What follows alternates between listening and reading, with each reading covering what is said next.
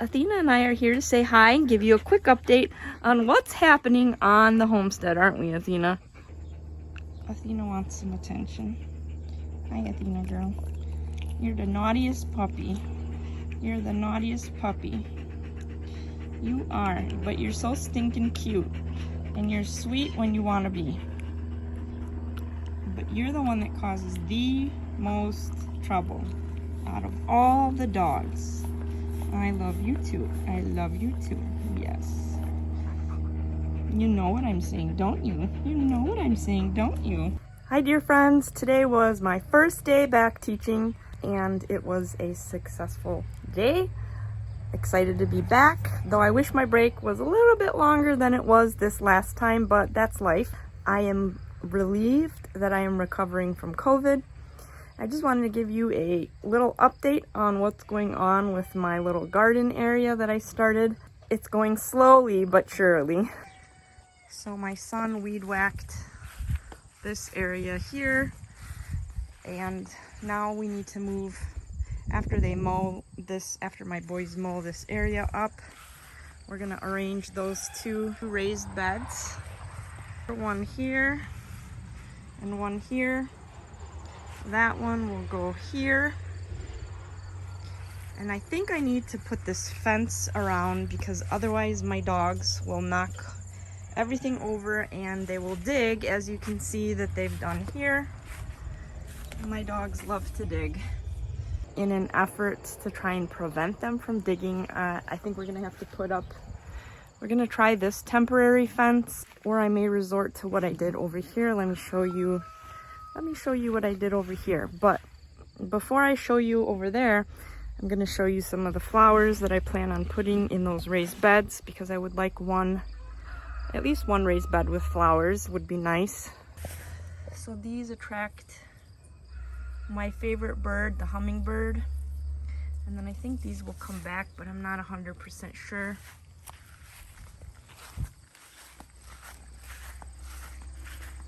These will go over here. These are lantanas, I think. Bandana red lantana. And I'm gonna put this bird bath in there, and this garden globe that glows in the dark, and then my hummingbird feeders. My son took everything down. These were hanging up before. Took everything down so he could weed whack that area. Took this little one, hung it up, and then I have this one. I've noticed that they like this one. They use this one. I haven't seen a hummingbird on this one. Maybe because it's not as bright red color, I'm not sure. Hey puppies. Athena, did you steal Shadow's stick? Athena always steals whatever Shadow has. We got a lot of rain last week, which was great, because let me show you what it did for my tomato plants. Here's the raised bed that I made with those cedar planks, and you can see that the tiny tomatoes took off. So I'm very happy about that. I don't see any tomatoes here yet, but I see the flowers coming, so there will be tomatoes eventually. My dogs left my raised bed alone for so long. I was feeling too comfortable, because one day I came out and half of this entire area was smushed down. But this is when the plants were still little. So I pulled them all up and tied them up. Then I had to just temporarily put this chicken netting up on these plastic posts so the dogs didn't get in there. So far they've left it alone. They're sneaky stinkers. You guys are sneaky stinkers. You sneaky one. Yes, you are. You're the one I think that does a lot of the digging, Zeusy Pussy. Zeusy. You like being rubbed. You like it. And Athena, you got Shadow's stick. And Shadow, are you... Ow! You just chilling? You just chilling, Shadow? Yes, I see your stick. Are you guys gonna argue now for attention? I pet one, the other one gets jealous, huh? Yeah. This is still my to-do table. I don't think that these tomatoes and peppers are gonna get planted this year, but maybe. You never know. I think it's so ironic that the tomato plant in this little pot has no room, is the one that gave me the first red tomato this season. I'm waiting for my son to pick it because he loves tomatoes. The lemon balm did pretty well. These tomatoes have little tiny tomatoes on there. So the ones in the pots, my tomatoes in the pots produced more tomatoes up to this point than the ones in the raised bed. And then I still have to plant these, I don't even know what they are, blackberries or currants plants in my other part of my garden. This tomato plant, this basil doesn't look the best.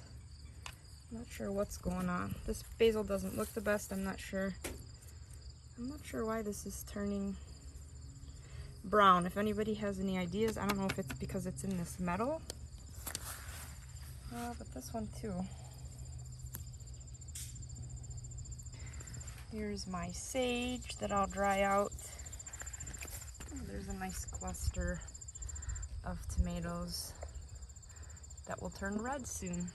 So you may have seen on a previous short, the video YouTube shorts, the little short videos that you can post up on YouTube, that I talked about our cat Patches.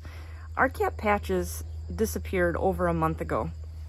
Just one day I came in there and she was no longer in the barn. Our cats are barn cats for rodent control purposes, and she just was gone. And that's not unusual for a barn cat to disappear.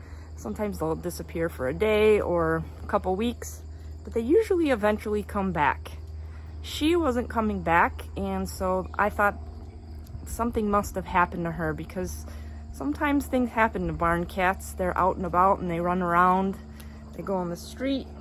So Friday I was working, I was in a virtual meeting, and I was trying to hop from one meeting to another because I was late for another meeting, and somebody's pounds on my door, pounding. They were pounding Shadow. And it turned out to be Gevork, Monoshok's son, and Monoshok's mom, Babula I call her. Yes, you guys want to join me? And he has a cat with him. And I'm like, what? Where did Patches come from? Why do you have my cat Patches? And he's like, she was in our barn. It's like, she was in your barn? What has she been eating? Because she's been missing for over a month. He's like, I have no clue, but I heard her meowing really loud today, and somebody figured out, I don't know who figured out, that it was probably our missing cat. So I took Patches, and she scratched Gevork, and she scratched me, but I got her in the barn.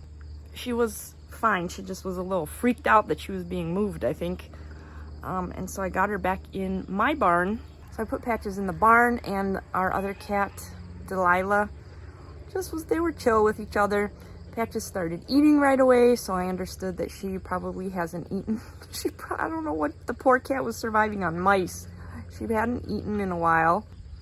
I went back the next day to check on her, and the cat disappeared again. At that point, I was like, oh my God, what is with this cat? Like, she comes, she disappears, she comes, she disappears. And I'm like, this is, my youngest son is so devastated anytime an animal goes missing or crosses the rainbow. So I was like, oh my God, I have to tell my son again. I just told him we found the cat, and now I have to tell him the cat's gone again. He's gonna be devastated. So today, my son goes into the barn and checks. He checks every day if Patches has come back. He's like, Ma, I think I found Patches. I hear her meowing. Sure enough, there's Patches. So then she sat in Michael's lap, and then Delilah sat in Michael's lap, and he had two cats in his lap purring, and he was petting them, and they were loving it, and he was loving it. He's my animal guy. So that turned out happy. That story was a happy ending story. And you start fights. You start fights on the fence line. Yes, you do. We got this dog bed for the puppies. well, for one puppy. We're gonna test it out and see how it goes. So I'm trying to build it right now.